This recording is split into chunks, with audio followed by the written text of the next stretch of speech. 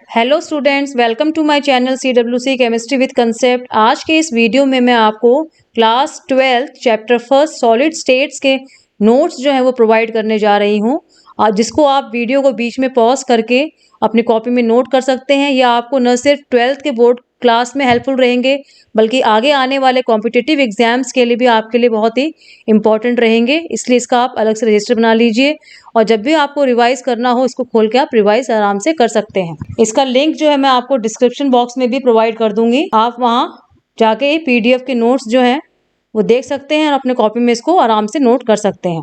बच्चों, नोट्स जो है आपको तभी समझ में आएंगे जब आप मेरे सॉलिड स्टेट के सारे वीडियोस देख लेंगे और उसके बाद में ही आपको इन नोट्स को समझने में आसानी होगी। पहले हमने ठोस की विशेषताएं दे रखी हैं, जो प्रॉपर्टीज मैंने वीडियोस में बताई हैं वो प्रॉपर्टीज मैंने यहाँ भी बता रखी हैं आपको। आगे बच्चों हम ठोसों के प्रकार देखेंगे। 2 प्रकार के दिए हुए हैं, बलों के आधार पे है। एक बलों के आधार पे इसको 4 पार्ट में बांटा गया है। चारों पार्ट जो है उनके बारे में आपको दिया हुआ है, वीडियो में आपको डिटेल में समझने को मिल जाएगा। आयनिक ठोस दे रखा है, उसके एग्जाम्पल्स दे रखे हैं। बच्चों, मैंने इस वीडियो में कुछ क्वेश्चंस भी आपको साथ साथ में दे रखे हैं, जो आपको करने में आसानी होगी वीडियोस देखने के बाद में। और इसी तरह के क्वेश्चंस आपके बोर्ड के एग्जाम्स में और कॉम्पिटिटिव एग्जाम्स में पूछे जाते हैं। तो मैंने वीडियो में और नोट्स में जितने हो सके उतने क्वेश्चंस जो है डालने की कोशिश की है। उसके बाद में धात्विक ठोस के क्या होता है वो बताया गया है, उसके एग्जाम्पल्स दिए गए हैं, यहाँ मैं दोबारा नहीं बताऊंगी। फिर सहसंयोजी ठोस के बारे में बताया गया है। आणविक ठोस दे रखा है बच्चों। आणविक ठोस के प्रकार दे रखे हैं, जो 3 प्रकार के होते हैं वो तीनों प्रकार, उनके बीच में कंपैरिजन दे रखा है, तीनों को आपस में कंपेयर कर रखा है बच्चों। एग्जाम्पल्स हैं उसके अंदर। और दूसरा प्रकार जो था ज्योमेट्री के हिसाब से, ज्यामिति के आधार पे जो प्रकार होते हैं क्रिस्टलीय और अक्रिस्टलीय ठोस, वो बताए हुए हैं और उनके बीच में जो है डिफरेंस यहाँ आपको देखने को मिलेगा, जिसे आप कॉपी में नोट कर सकते हैं और एग्जाम्स के टाइम उसको रिवाइज करने में आपको दिक्कत नहीं आएगी। फटाफट सारे नोट्स आप जो रिवाइज कर सकते हैं। एग्जाम्पल्स यहाँ दे रखे हैं। बीच में कुछ ऐसे क्वेश्चंस भी छोटे छोटे इन्वॉल्व करे हैं मैंने, जो एग्जाम में इन क्रिस्टलीय और अक्रिस्टलीय ठोस के डिफरेंस में से आपको पूछ लिए जाते हैं। जैसे समदैशिकता और दैशिकता के बीच में डिफरेंस पूछ लिया जाता है आपको। कभी कभी अलग एग्जाम्पल्स दे दिए जाते हैं और उनको आपको अलग अलग वर्गों में डालना होता है, बताना होता है कौन से वर्ग में है, वो भी मैंने यहाँ दे रखे हैं एग्जाम्पल्स आपको।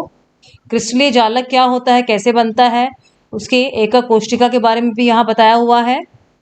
बच्चों, यहाँ दोबारा मैं आपको उसी चीज को रिपीट नहीं कर रही हूँ, ये सारे जो है टॉपिक्स मैंने अपने वीडियो में कवर किए हैं, इसलिए आपसे बार बार कह रही हूँ कि आप मेरी वीडियो को देखने के बाद में आप इनको अच्छी तरह से नोट्स को कॉपी कर सकते हैं, तभी आपको ये समझ में आएंगे किस तरह से एक एक कोष्टिका जो है उसकी विमाओं के बारे में दे रखा है, कौन कौन से पैरामीटर के बिहाफ पे एकक कोष्टिकाएं जो है उनको हम डिफ्रेंशिएट करते हैं।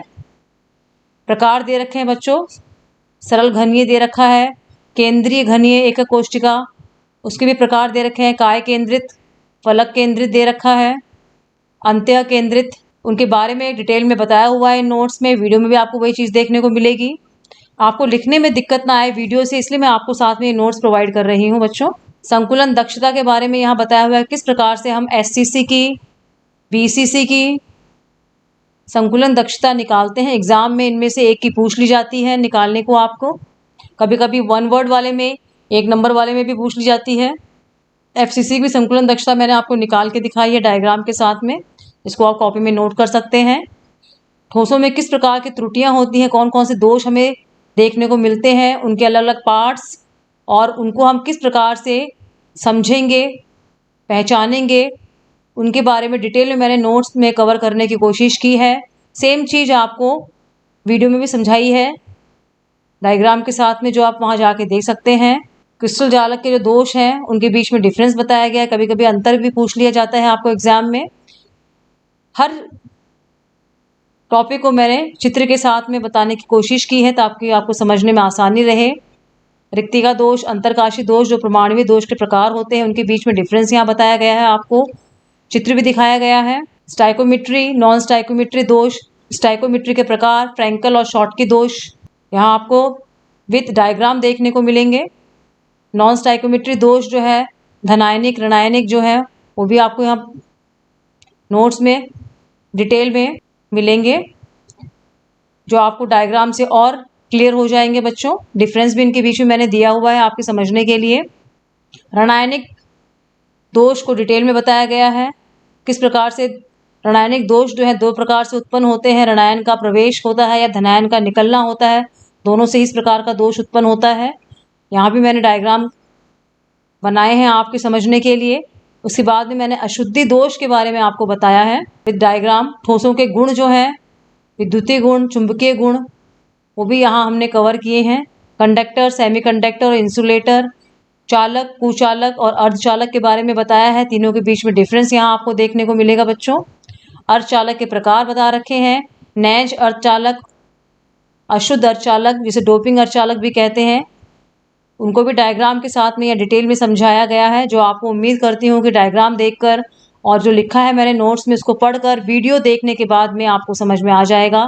बच्चों आपसे मैं बार बार कह रही हूँ कि पहले आप वीडियो देखिए, उसके बाद में आप इन नोट्स को अगर कॉपी करेंगे तो आपको समझने में आसानी रहेगी। और एक बार आपको समझ में आ गया तो आगे आने वाले बोर्ड एग्जाम्स या कॉम्पिटिटिव एग्जाम्स में आपको इस चैप्टर से आने वाले क्वेश्चंस को सॉल्व करने में कोई भी बच्चों दिक्कत नहीं आएगी। बैंड सिद्धांत के आधार पे आपके विद्युतीय गुणों को बताया है मैंने इसमें, किस प्रकार से चालक, अर्धचालक और कुचालक को हम बैंड सिद्धांत के आधार पे बैंडों के बीच में जो ऊर्जा का गैप है उसके हिसाब से इनको वर्गीकृत कर सकते हैं। ठोसों के चुंबकीय गुण के आधार पर इनको कितने पार्ट्स में डिवाइड करते हैं उनके बारे में डिटेल में दिया हुआ है। अणुचुंबकीय ठोस, प्रतिचुंबकीय, लोह चुंबकीय, प्रतिलोह चुंबकीय जो होते हैं, इनमें क्या डिफरेंस होता है, सभी के एग्जाम्पल्स दिए हुए हैं। कभी कभी डायरेक्ट क्वेश्चन न पूछकर एग्जाम्पल्स दे देता है और उनको आपको अलग अलग प्रकार के ठोसों में वर्गीकृत करना होता है उनके चुंबकीय गुण के आधार पे, तो उनको भी यहाँ मैंने डिटेल में बताया है बच्चों।